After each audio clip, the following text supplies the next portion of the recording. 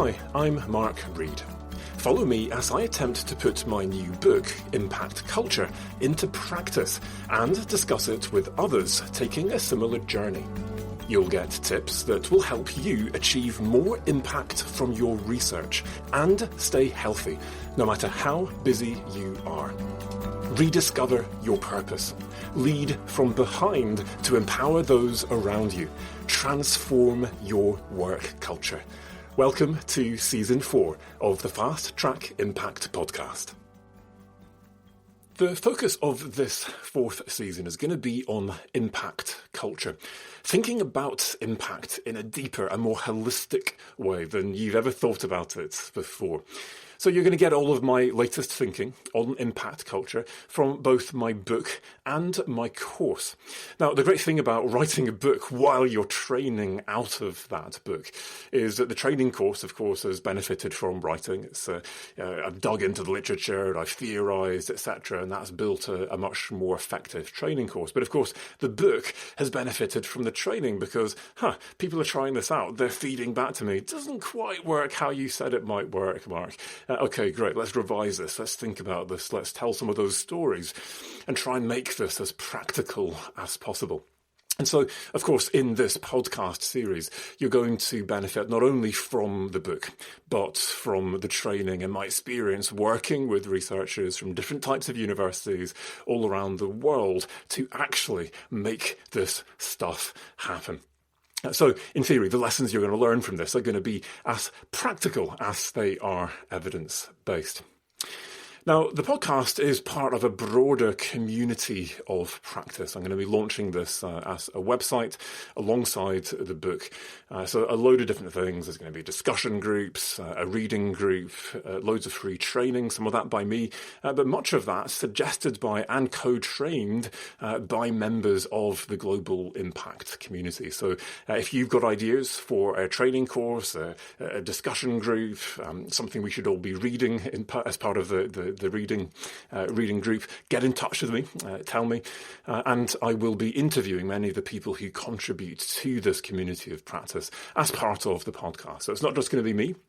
I also want to try and give you a flavour of what this stuff looks like in practice from my own practice as a new leader. I moved roles. I changed from Newcastle University, where I'm still a visiting professor, to Scotland's Rural College just over a year ago. And one of the reasons I wanted to shift was that I wanted to actually take on a leadership role, a management role, and actually lead some of this culture change stuff that I've been talking about and training and facilitating others to lead. And of course, as a leader, if you've been a leader, you'll know things don't always go according to plan. And so over the course of this season, you'll be hearing what works and what doesn't work, warts and all. And I hope that you'll be inspired by my failures and how I recover, hopefully, from those failures as much as by the things that go right. In addition to this, I'm going to be threading through a number of episodes which I will be jointly recording with my wife, Dr. Joyce Reed. She's a health coach. She finished working in the NHS as a hospital doctor a few years ago because she was burnt out. And she managed to recover herself from burnout and is now teaching others based on that, ideally how to avoid getting burned out. But if you are burned out and stressed out, and things aren't going well for you. Training courses, but episodes as well, that will give you practical skills to maintain your physical and your emotional health and become more resilient as a researcher. Retaining your health, your work-life balance, and bringing that whole authentic self into work and into your home life as well. And it is that kind of authentic whole that I really want to try and get across in this season, because that's really where my thinking is on impact. All of the dichotomies and different silos are beginning to dissolve, and impact as a philosophy, as a way of life. And I think one of the things that has inspired me is hearing from our community when we did a rebrand a few years ago, and we asked people to say, what are the words that come to mind when you think about fast track impact? And something that I wasn't expecting was the word inspiring. Now, at the time, we had a strapline that was, if I remember rightly, training for researchers by researchers. And we've changed that and we've added in the word inspiring, or inspire, or something along those lines. Because ultimately, people come to our courses thinking that they're going to get a bunch of time-saving tools that will enable them to do impact or whatever it is that the course is about. But they leave feeling inspired. And it is my hope that we can dig deeper, dig beneath the lessons, the ideas, the theories, the practices, and find that hearts and minds kind of message. And hopefully we're going to come back to that again and again and just get you to think on those deeper levels and finish listening to an episode and be mulling things over and coming back, having gone on an internal journey yourself. So let's dig into the main content of today's episode and ask, what is impact culture? Impact, of course, is everywhere these days. You can't get funding if you can't demonstrate that you've got it. And many governments around the world are now assessing the impact of the work that they fund. In the UK, where I work, this is the Research Excellence Framework. We've got equivalents in many countries around the world, mainly in the most research-intensive countries. And in the UK, funding and league table results are all linked to how well we do on impact. And that's pressure. Now, that pressure is leading to negative consequences. The Wellcome Trust did a survey of over 3,000 UK researchers back in 2020. And of the top 5 words that came to people's minds when they described their research culture, 3 were insecure, pressured, and competitive. And not far behind that was the word metrics. Now, increasingly, sadly, fingers are pointing at impact as at least one of the causes of this demotivation. 75% of the people who were surveyed by the Wellcome Trust said that they thought their research was being stifled by an impact agenda. I did some research that I co-authored with Jennifer Chubb from the University of York a few years ago, based on interviews with UK and Australian academics, which confirmed this. People saying to us that increasingly they were prioritising not the questions they thought were most interesting or most important for their discipline, but the most fundable questions, which were very often the most impactful questions. If it's not impactful enough, it's not fundable, therefore there's no point in asking the question. And as a result, a British psychologist from the research, and I'm going to quote, said, "I'm doing shit research now because that's what they wanted," which is just tragic. But just because the impact agenda seems to be going wrong, it doesn't mean that the world doesn't need help from researchers. So I was just end of last year, back in November, at COP26, the climate conference, presenting some of my climate change-related research, and also actually presenting some of my impact culture work.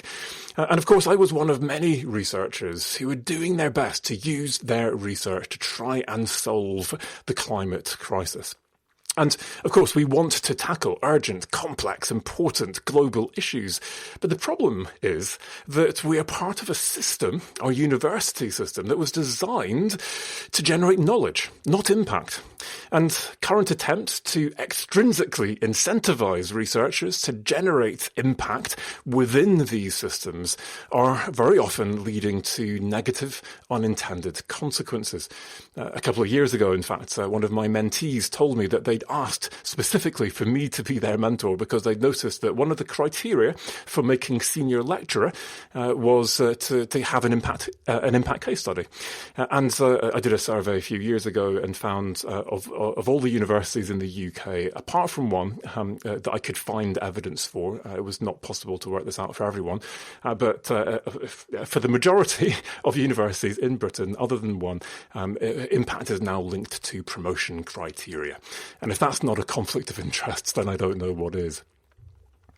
Now, don't get me wrong, the impact agenda has, of course, empowered many researchers to achieve impacts that they would never have dreamt of doing, and that would not have been possible without the funding and the incentives that have been thrown at this. I have no doubt that a lot of the impact that we've achieved, especially in the UK, where we have put all of these resources into impact, that this would not have otherwise happened. So I think there is additional good stuff that has happened from this. Let's not throw the baby out with the bathwater here.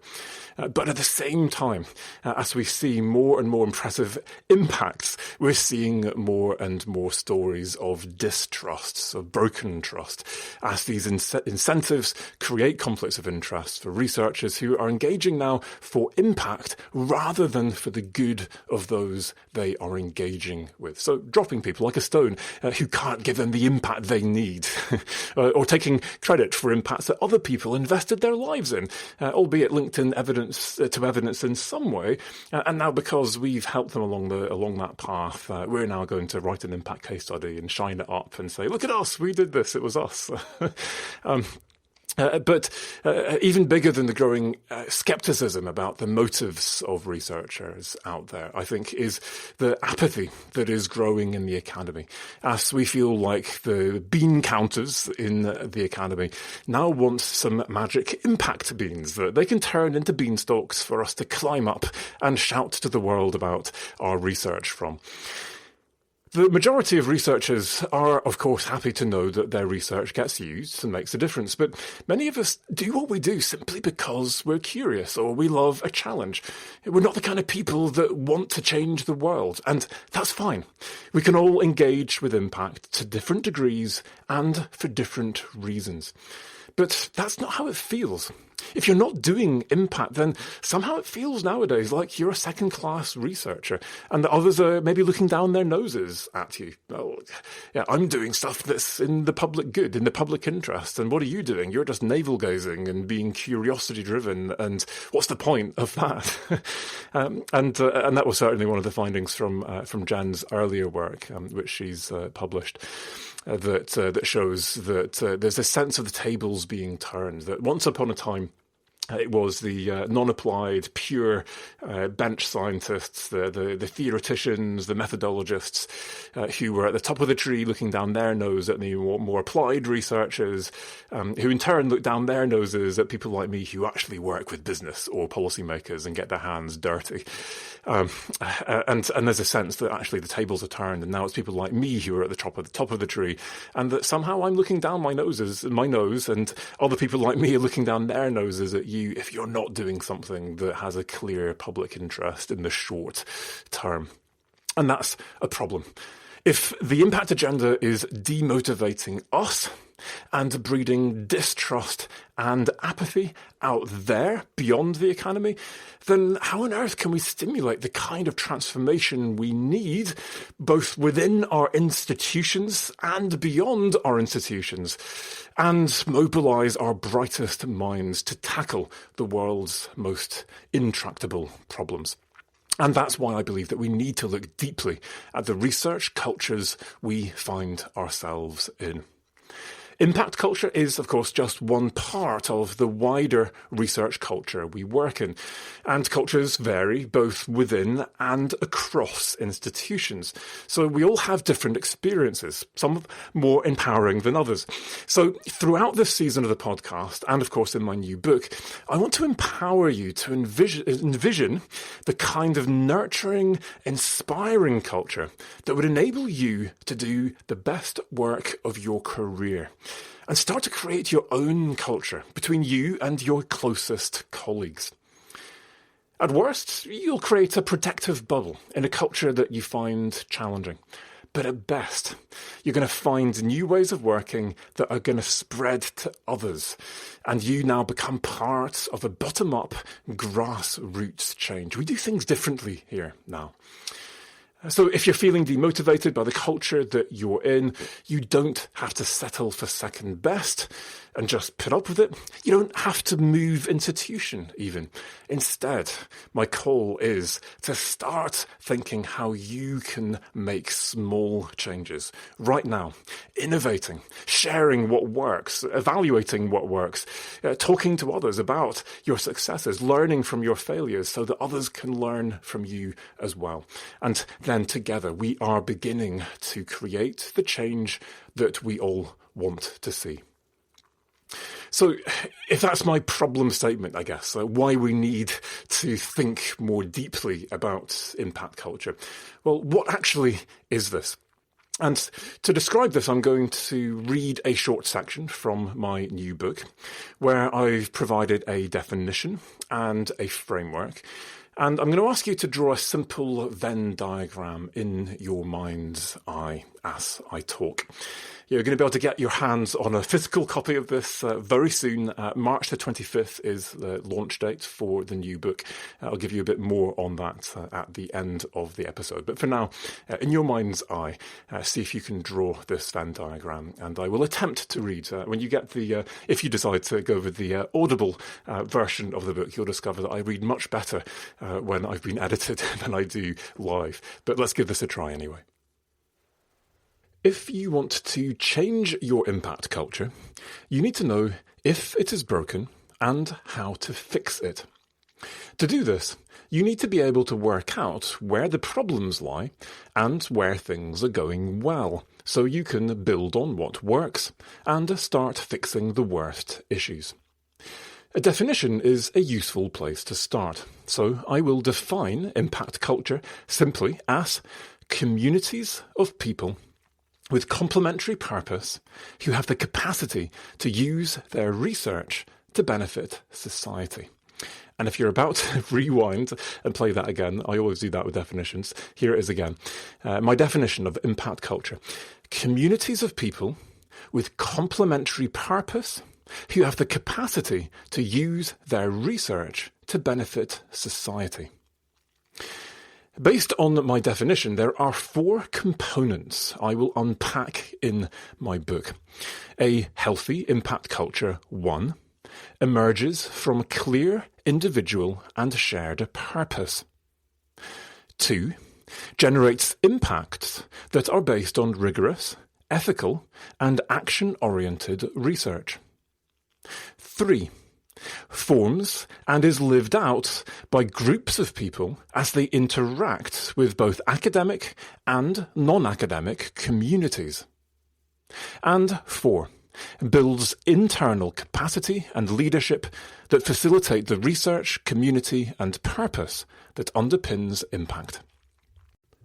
I've visualised this in the book as a Venn diagram where impact culture emerges at the intersection between 3 things. So here are your 3 circles. Draw these in your imagination. Research, community, and purpose. And I've drawn this as a Venn diagram because any one of these 3 elements alone, research, community, purpose, will not provide even a rough approximation of a group's impact culture. So, it's a Venn diagram, and therefore there are 3 points at which the circles overlap in the diagram. First, your purpose shapes the choices you make about which research questions to ask, how you conduct your research and to what end, whether that is to further understand the problem or research potential solutions. Equally, the rigour, ethics and typically unpredictable outcomes of your research will have a significant bearing on the purposes you can achieve.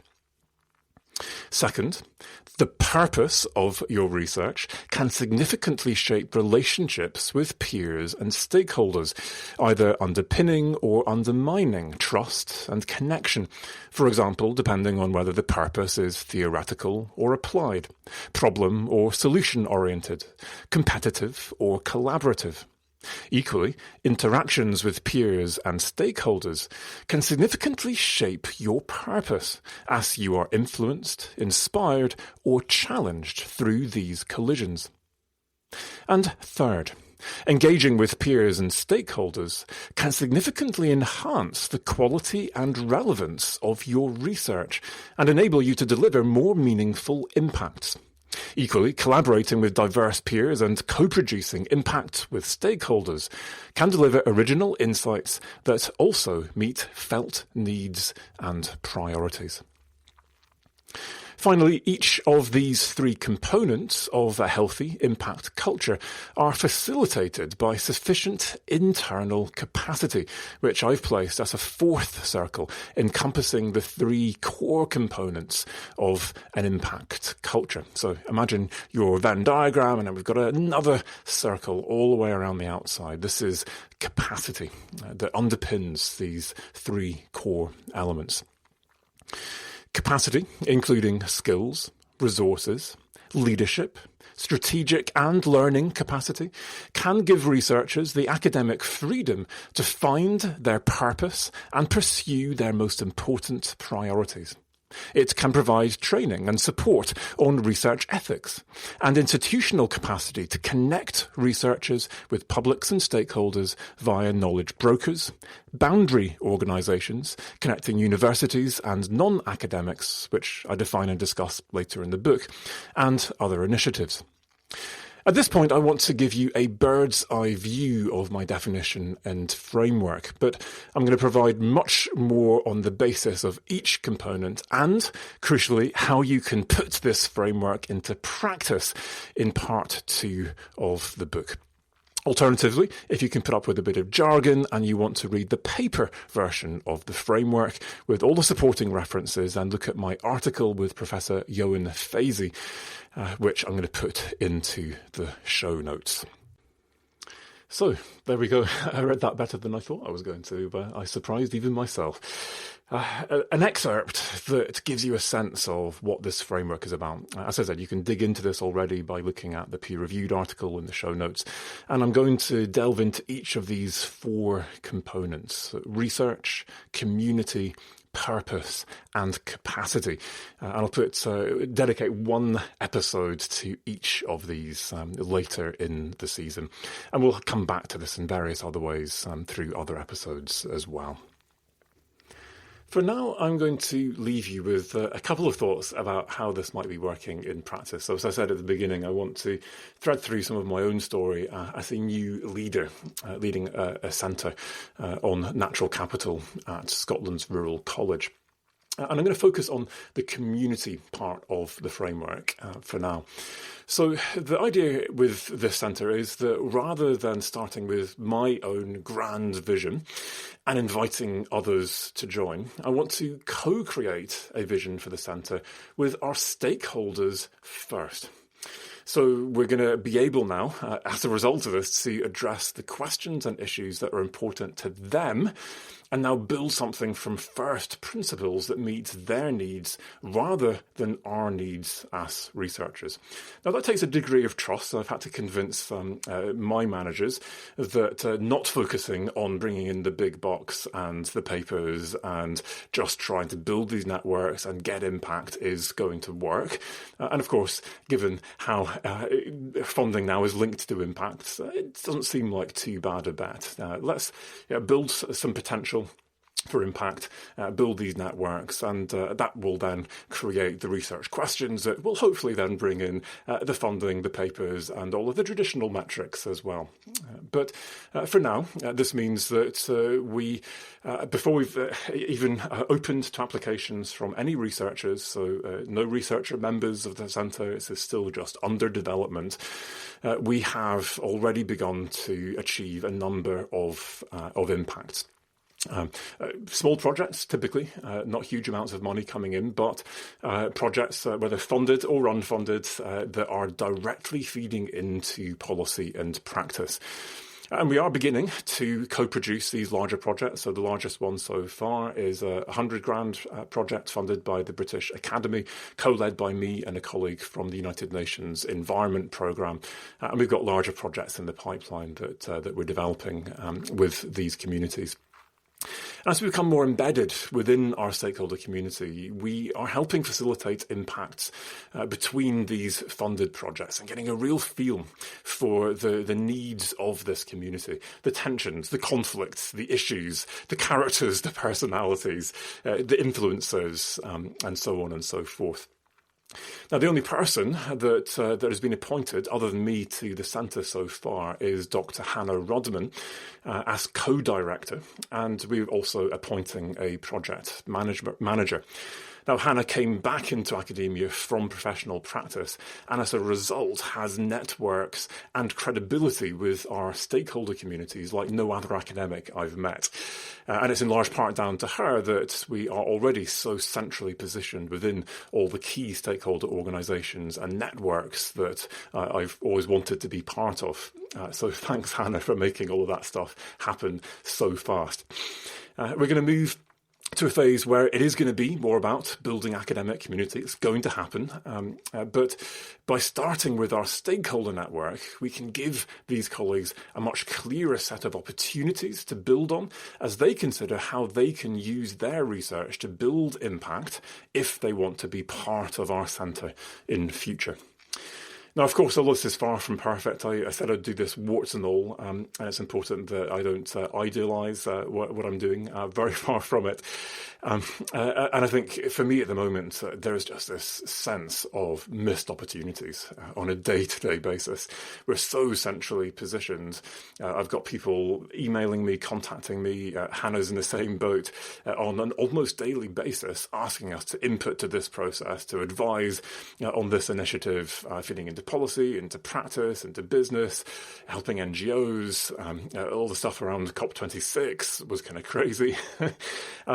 And the opportunities are just way, way more than me and Hannah alone can ever manage to exploit. I don't know how many emails I've just missed, let alone said no to, and that's frustrating. And it's not the message that I want to give. But at the same time, I could say, well, okay, we need to build this. We need to build it fast and create something massive that can achieve all of this stuff. And that's what I don't want to do. I want to start with a clear heart. And this is a centre now which has at its heart the needs and priorities of our stakeholders and is building a set of values that are broad. It's a broad church. We don't have to all be the same, but that are about serving. That is about humility. That's about not saying we know best, we're the experts and do as we say. It's about asking how we can help. And by doing this slowly, despite the fact that it feels like things are just slipping through my fingers on a day-to-day basis, my faith, and it is kind of blind faith at the moment, I have to confess, my faith is that we will be able to build something that people can now begin to build into, that has a foundation of impact, that has built trust, that is both deep and wide.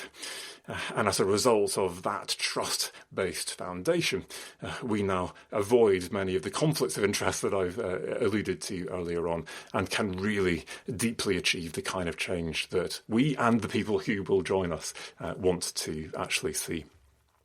So hopefully that gives you a bit of a feel for what this whole impact culture thing is. And hopefully by sharing how I'm putting this into practice, you can get a sense of what this might look and feel like on the ground if you were to start taking this approach. I'm aware that it is a very kind of high level framework at the moment, quite abstract. So if you're not quite getting it yet, don't worry. We're going to go into this in much more depth. I'm going to focus on sharing practical ideas. So as I said, I've been training with this around the world for almost 2 years now, sharing ideas, learning from stories of what people are doing. I'll share their stories with you. So you've got loads of options, practical things that you can try out that will enable you to do more action-oriented, ethical research that really makes a difference and solves problems for people. You have loads of ideas around community building, how you can become more of a knowledge broker, the kind of boundary organisations that you can create. Ways ways of going deep on your purpose, but also co-creating that purpose with your colleagues and those beyond the academy, and the capacity and the leadership that we need. But things we can do ourselves, whether we're a PhD student or a professor, a head of department, pro-vice-chancellor, an impact officer, wherever we are in the hierarchy, wherever we are in our career stage, there are things we can all do to start leading the kind of change we want to see. And it's my hope that this episode has started on this journey for you, and that this season will empower you to lead that change. So, as promised, I'm going to just finish by coming back to the book, which, as I've said, is going to launch on the 25th of March. Now, you can, if you want, get a pre-publication version, hopefully later this month. Now, I'm not going to commit to any dates on that yet. So the process is we have just this week sent off for hopefully our last proof. And if it comes back with no errors, then we'll be ordering the first print run. And once we've got our hands on that first print run, then we will be opening up the launch team. And you can join that. I'll explain how in a moment. And if you do join that, then I'm going to hope that you will come along to the launch event on the 25th of March. So make sure that you've got time in your diary to join that. And you get the pre-publication version, and it is signed. So just 100 copies of the book going out early, and 100 places available at the launch event. And if you get your pre-publication version, if you get your ticket to the launch, then that is going to be run as a reading group, which is, of course, why I'm releasing this early to all of you. So hopefully you'll get at least a month, if not closer to 2 months. That's just wait and see how long it takes me. And my hope is that you will come having read your copy of the book. And I'll explain to you how you can get that as an Audible version or a Kindle version, if that is your preference, in terms of how you want to join the team. So come along, discuss, tell me what you think of the book, discuss with each other, learn from each other, discuss with me. And this will be the first of a quarterly series of reading groups that I'm going to run in 2022, but also a series of other events, so at least one event per month.